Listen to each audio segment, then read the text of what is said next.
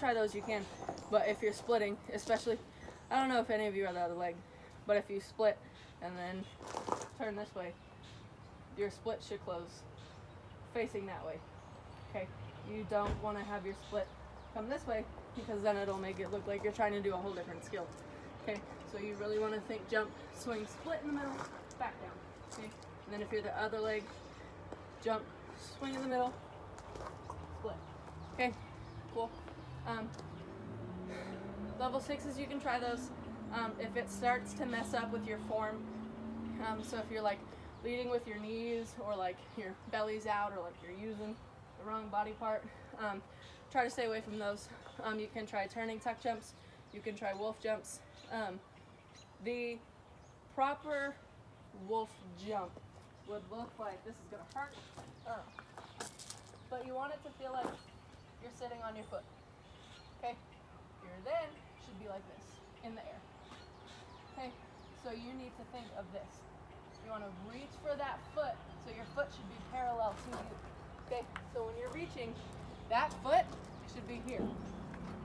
Okay, and you just want to reach for it. Okay, don't like bend down, but when you think, you want to reach. Okay, so your hands and your feet should meet in the middle.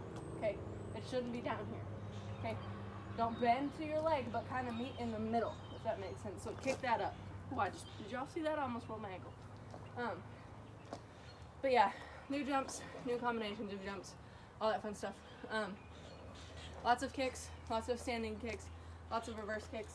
I would advise doing kicks, against the wall, so you start to use those hip flexors a little more. Okay, especially for side kicks, keeping it along the wall. Reverse kicks on a wall, snap those legs back down each way. Lots of laying down kicks, all that fun stuff just to keep yourself limber in the hip region. I'm not, just for fun, you can, make up your own beam routines on the line with dance and stuff. You can do like dance routines, you can put like a turn in it, like a new jump or whatever, all that fun stuff. It's again very boring, very redundant, but all of this little tiny stuff is going to help when it comes to putting it on the beam eventually.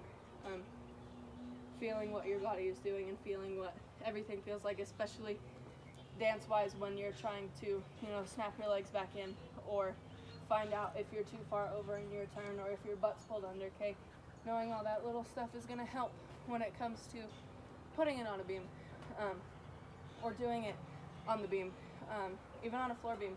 If you feel comfortable after doing it on the floor a couple times, try it on the floor beam. If it doesn't turn out the right way, ask yourself like, okay, what was different than when I was doing it on the line on the floor than when I got on the beam? 9 times out of 10 it's on a beam, so you're gonna try and not hurt yourself and stay on the beam.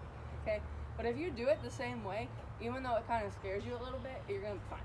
Okay, if your feet land together in a straddle jump like they're supposed to every single time on that line, and you do it the same way on the beam, they're gonna land the same way.